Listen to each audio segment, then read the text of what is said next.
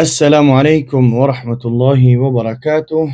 چنان که دیدین به نظمین ویدیو را شکایت از بعضی اپا و خواهرها یا اینکه از بعضی مادرها چخیل بگیم مفصل ترش بهترش، خلاص گپ شکایت زنها از شوهران خود، یکی از مردهای خود.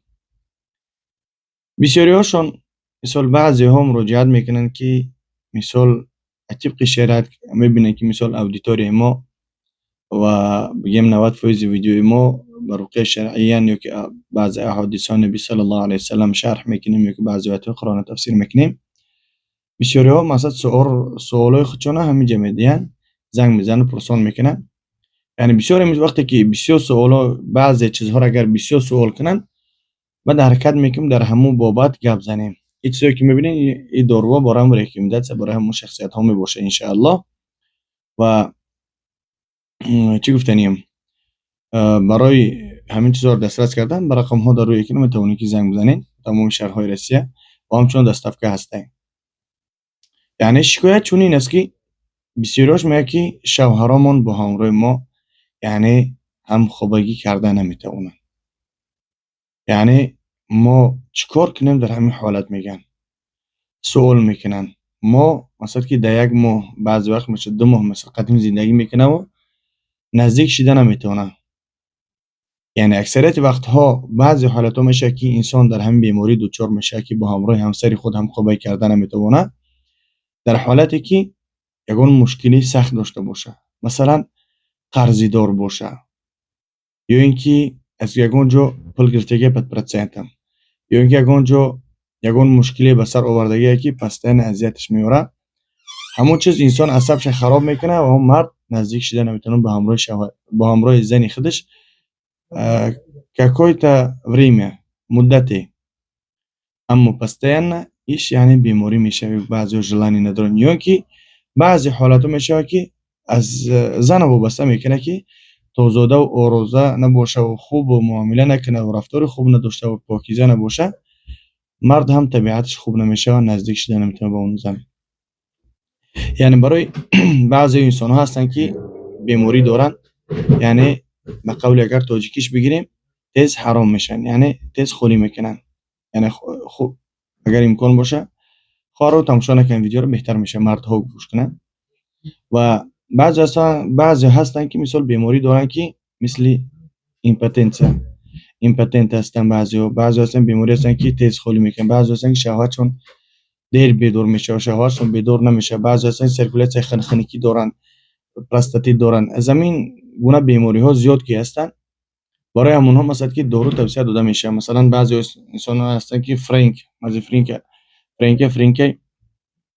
بسیاری ها استفاده بردگیش هستن و میدونن. یعنی برای همون ها یعنی توصیه داده میشه مازفرین برای انسانانی که مدت همخوابگیشون کم است، تیز خلاص گپ خودشون خالی میکنن یا که حرام میکنن. برای همون ها به نهایت منفعت خوب داره. دیمش سپری ای تریبولسا هستن، یعنی سپری هستن. همی سپری رو پیش همخوابگی استعمال میکنن. یعنی کسی که خریداری میکنه زنگ بزنه به اون رقم ها و چیکار میکنن، همون انسانایی که تلفن ها رو میبردارن همونا در تلفن جواب میگن، میفهمونن چگونه این رو استعمال کنن.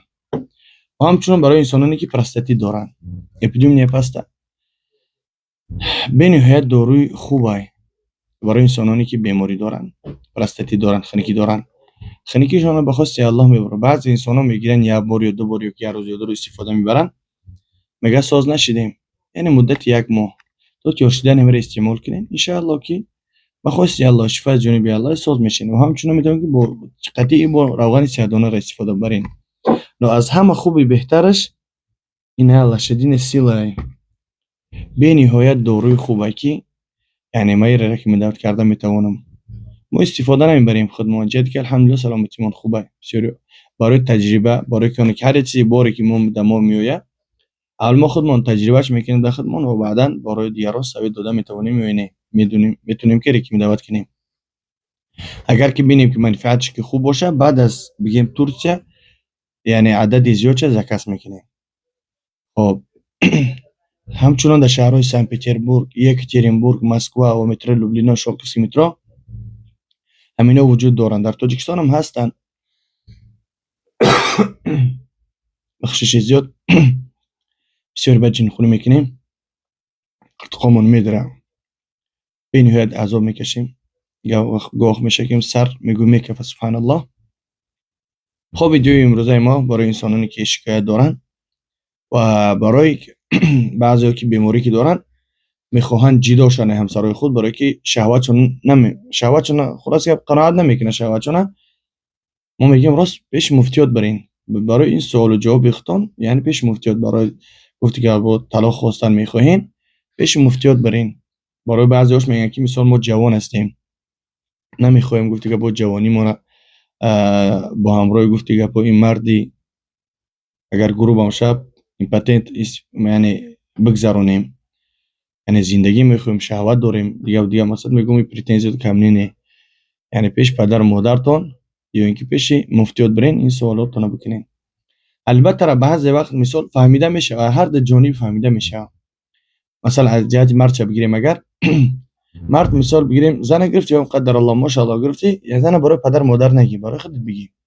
یک یعنی با همراهش زندگی که نکردی اول دیده و بگی. بعضی از زنها هستن که چلفس هستن زنهایی که بوگین هستن. بعضی از زنها هستن گفتی که پیش هم خوبه گفتی که باید درون اوغل که میام تا بو او تفش موندگی بیام دبر مرد میشنه، مرد اوجه طبیعتش خیره میشه. بعضی مردها هستن که در آسیا گشتگی هستن، بعضی در طرف اروپا، بعضی در طرف خارجه. المهم که بعضی مردها هستن که طبیعتشون نازکن، بورا برداشت کردن نمیتوانن. اما بعضی بگیم زنها هم هستن که زنهای ماشاءالله بزیب خوب و آرام و تازه و دیگه هستن. مردها گفتی با بوگین چلفس دیگه هستن، نمیتونن با همراه اونا گفتی که با زندگی کرده. از هر طرف فهمیده میشه. یکی از همه چیز مهمش الله سبحانه و تعالی زن برای مرد برای زن خلق کرده است. یعنی لذت شیرینی حیات زندگی می زن است و برای مرد زن است، برای زن مرد است. اگر که هر دی چیز نباشه، یعنی بینشون گفتی که با هم خوابگی اگر نباشه، گفتی که با مرد زنک گفتی که دستر قورش میزنه که گفتی همون اگر اچقی گپ اگر بگیم ریموم تکستیم اگر گپ زنیم میمیره، ای رنگ نمود پدر مادرت بیزاره و به خاطر تو خونه تو اومدگی، نه به خاطر پدر مادری تو، به خاطر تو اومده که با همراه تو کتاب زندگی کنه، فرزنددار شوه و زندگی رو به پا بیاره. نه اینکه بیا گفتی که با خدمت پدر مادرت کنه. یعنی این خدمت اومدگی نیست، این زندگی اومدگی.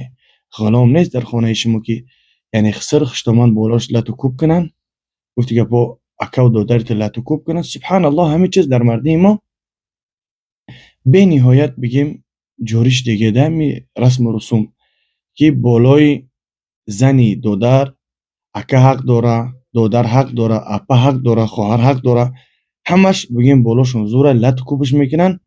با دهن دورا اوی کردی یا که نزد پدر مادر گپ زدی جواب تمیتم نعوذ بالله و جواب شده ده خداوند او را خلق کرده از خودش الله سبحانه و تعالی میته. سبحان الله همین رفتاراتون حرکت این تغییر بدین. شما فردا فرزند دارین، این رنگ خدمت نیست. سبحان الله که برای تو دیمبل میشه با تو غضب تا بالای دیگه کس بگیری و که قهر ظلمی که بالای تو کرده بالای دیگه کس بگیریش، حیات زندگی نیست. پیغمبر خدا صلی الله علیه و سلم میفرماید که امرأة صالحه خیر من الدنیا و ما فیها. یعنی زنی پاک دامن، زنی صالحه، زنی که با عبادت الله سبحانه و تعالی هست، اون از بهتر از دنیا و هر آن چیزی که در دنیا وجود داره از او هم بهتر است.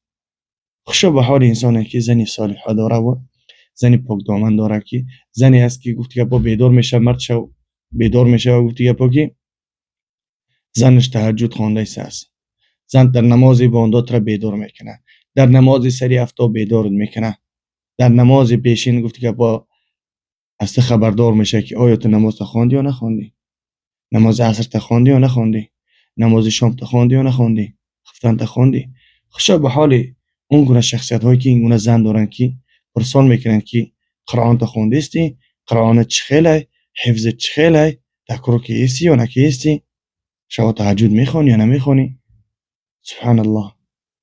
والله که گفتی رسا که زوید و تکنولوژی گفتی گپا بعضی برادرایی که بگم این گونه زن دارن الله موفق تو میگردونه همون گونه کدامت که همین گونه زنها دارین گفتی گپا سخت بقبرون زندگیتونه خوب کنین بدرفتاری نکنین یعنی زنی صالحه بهتر از دنیا و آنچه که در دنیا هست از او بهتر است. خب الله نگهبانتان باشه. هر سوالای طلاق و نکاح هستند پیش مفتیات برین. باقی در امان الله. السلام علیکم.